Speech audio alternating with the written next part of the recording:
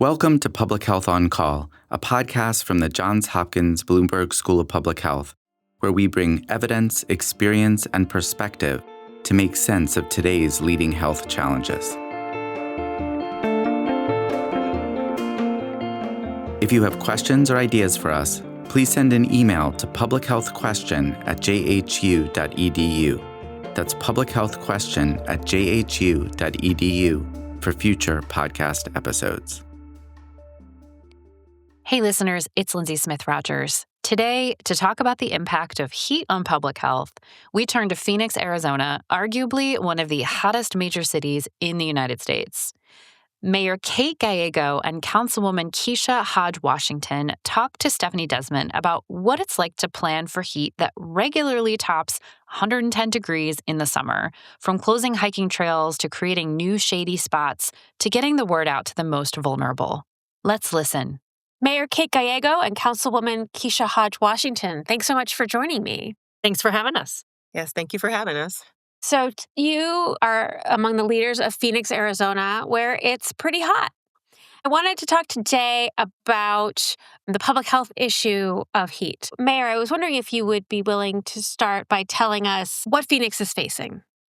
Phoenix has incredible weather much of the year. We are one of the sunniest cities in the United States, which has incredible blessings, whether it be for producing solar energy or welcoming Major League Baseball for spring training.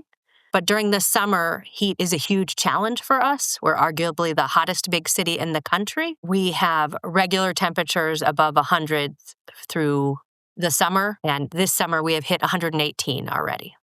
What do you do when it's that hot outside? So I am blessed to be a morning person, and like many people, I try to do my outdoor activities earlier in the day. But it does mean you have to plan ahead. It means cities need to produce safe spaces for shaded activities, and it means we need to work hard to protect our workers on our most vulnerable during the summer heat, and a lot of sunscreen. Councilwoman, as far as the city is concerned, what is the challenge of heat, and what have you all been working toward? What is the challenge of heat? That's a great way to put it. The heat, as it's synonymous with Phoenix. Most people think of the city of Phoenix and they think of our hot summers. But as the mayor mentioned, we do have many months of great weather. But we have to be readily prepared for those times where it is extreme heat. And I think one of the benefits of being a large city is we were able to kind of lead the way in how we respond to heat concerns. I think the city does a phenomenal job of integrating our heat response in just about every department activity for the city of Phoenix. We see it in our aviation. We see it in our parks and recs, from our shade. We even see it in things in our art. We were talking before we got on this podcast about one of our favorite projects, and we were trying to see who gets to talk about Sombra, and I think I won that. So Sombra was an exercise that we use to design shade structures in our parks. It's a public art exhibit that we're doing with sustainable materials, different types of materials. So we are just kind of leading the way in how we respond to heat. We recognize it's a part of our way of life, but we can always do better in responding. In our summer months, we have our navigation center open 24/7, which provides a place for respite for those residents that need access to resources or water and all of the things that come with the challenges of extreme heat. Phoenix has been hot. It's a thing. But you guys in the last several years have really pushed heat mitigation interventions. What was it that's tipped the needle in this direction? It's long time been a priority and interest of mine. I have an environmental degree by background and right now serve as the chair of climate mayors. So I spend a lot of time thinking about these issues. Before I ran for office, I worked on our city's climate action plan, and I want Phoenix to be part of the solution. We have a lot to offer to other communities. I would say we're on the leading edge of adapting to the challenges related to heat. And so every year we think of new ideas and try to do more to make sure that we're ready to address these challenges. They show up in a wide variety of ways. We are blessed to have wonderful mountain parks in the middle of the city. People in Phoenix love hiking, but we often have residents who get injured or who push themselves too far. You may have seen on the national news, we've had some incidents where we had reality TV folks hiking at the hottest time of day and getting into real trouble. So we've had to really be at the forefront of trying to make sure we provide heat education. We have restricted the most difficult trails where our firefighters were just constantly having to rescue folks during peak heat events. And now we even will pre-position ice at these key hiking trails and really push that people have to stay hydrated. But we'd strongly prefer you hike in the cooler parts of the day and avoid heat advisory days. What about workers, Councilwoman? What has been done to address the threat that exposure has on workers? So last year, we adopted a heat protection ordinance that addresses contractors with the city. And it requires a couple of things. We want to make sure that you're allowing your workers to have adequate breaks for hydration. We also want to make sure that when you're transitioning an individual from an indoor to possibly an outdoor position where they're exposed to the climates, that there is a level of training and just some practical information given to them on what are some of the risks that they will see. For vehicles, they had until June to ensure that they have access to air conditioning in vehicles so that we are providing a safe space for our workers. And in a lot of what we do, we ensure we have community feedback as well. So we have an advisory committee that is helping us craft recommendations on what the next step will be. So we are continually working on that. We are ensuring that they have access to shade, water, just really good training on what are best practices. And they have to have a heat safety plan. You know the adage, you fail to plan, that means you plan to fail. So by requiring our businesses and our partners to have an adequate heat safety plan, we are ensuring this long-term safety of our workers, our residents, and the employees. I was reading up on this and I saw that it is the law that landlords in Phoenix must provide air conditioning. Mayor, could you tell us about that? We would like people to be safe at home. When it is 118, air conditioning is life-saving, particularly for our most vulnerable residents. So we have a department at the city that really works with landlords and tries to make sure that our tenants understand what is the law in the city of Phoenix. We had something called swamp cooling, where some homes were not equipped with air conditioning but used a evaporation-based cooling system.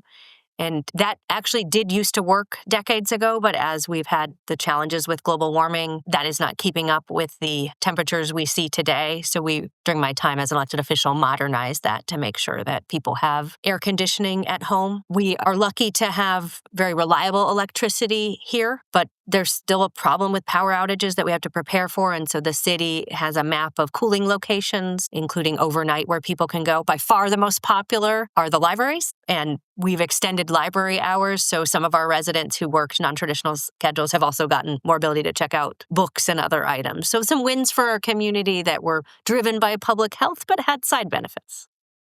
And you talked about the changes over time. And Councilwoman, my understanding was that the July to end of September has been the major focus time, but now you have to extend that into October. What's going on there? I think it's just a reflection of some of the trends that we're seeing in terms of climate change and higher increased temperatures. So we, as a city, we generally, our summer heat response is extended based on temperature, not based on months. I can tell you, as someone who has this weekend lost her air conditioner in her home, I know how valuable it was to have for a space for our residents to go when the temperatures become too hot. You can get overheated in a matter of hours. Your air conditioned break-in isn't limited to just our summer months. It really is based on the amount of work that the unit has to push forward. So we have definitely just been addressing it based on the actual temperature. This to me feels like a public health project, but also a behavior change. You have to educate folks on how deadly the heat is. Do you find it difficult, Mayor, to educate folks on what they need to do today? People who lived here a long time have seen big changes. So we have employees at the city who remember when we used to have to set up facilities for freezing, for low temperatures, and now overwhelmingly the challenge is related to heat. From a public health perspective, I think our greatest education challenge is people facing addiction.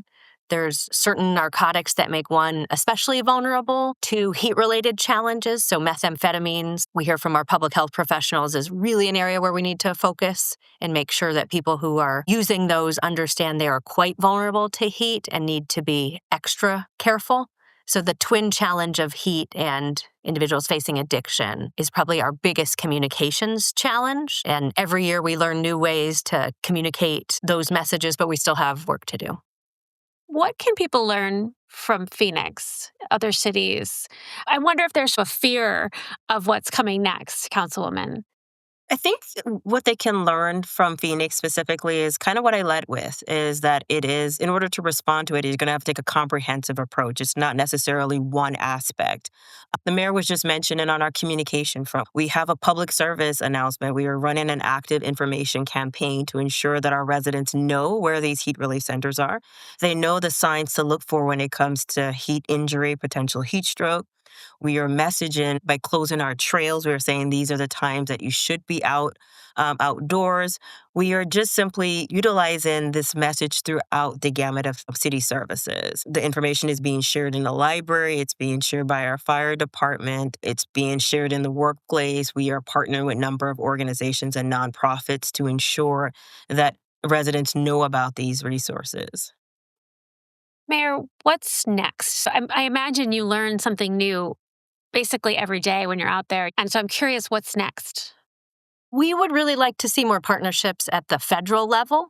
Right now, we lose more Americans to heat-related emergencies than any other disaster type, but the legislation that covers federal disaster declarations is not clear about whether heat is eligible. During the last administration, the Biden team sent me a letter saying that they did interpret that heat was an eligible disaster, but that's not clear in the statute. So I would love to see that clarified, and our Arizona legislators have introduced legislation to do just that. When other communities have heat waves, then federal government could really help. In Phoenix, we have mobile cooling units that we can bring out to sites, whether it's a fire or just a challenge. We have technology that can cool the body quickly that uses a bunch of ice. Most communities don't have this, and the federal government could help them in a time of great need. If communities were to lose power, the federal government can afford backup equipment that most communities cannot. So I would love to see a coordinated national response. The Biden administration also started rulemaking around heat protections, and it's not clear where that rule will go.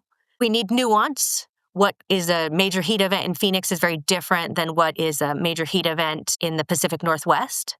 We need comprehensive rules that allow for some local variation, but still make sure that we protect people who are vulnerable and who are working outdoors in particular.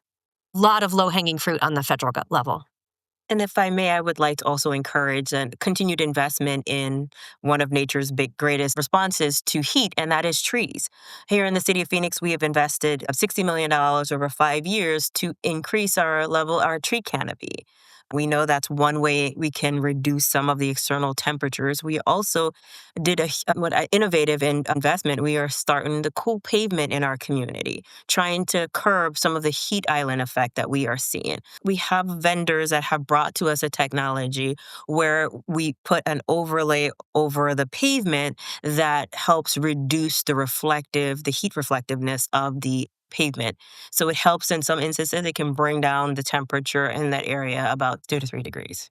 It's a comprehensive approach. It's looking at the totality and looking at heat as something that can be addressed in every level and every department within your city. Thank you both so much for joining me. Mayor Kate Gallego, Councilwoman Kesha Hodge Washington. I appreciate you joining us. Thank you for having us. Public Health on Call is a podcast from the Johns Hopkins Bloomberg School of Public Health, produced by Joshua Sharfstein, Lindsay Smith-Rogers, and Stephanie Desmond. Audio production by J.B. Arbogast, Michael Bonfils, Spencer Greer, Matthew Martin, and Philip Porter, with support from Chip Hickey. Distribution by Nick Moran. Production coordination by Catherine Ricardo. Analytics by Elisa Rosen. If you have questions or ideas for us, please send an email to publichealthquestion@jhu.edu. That's publichealthquestion@jhu.edu for future podcast episodes. Thank you for listening.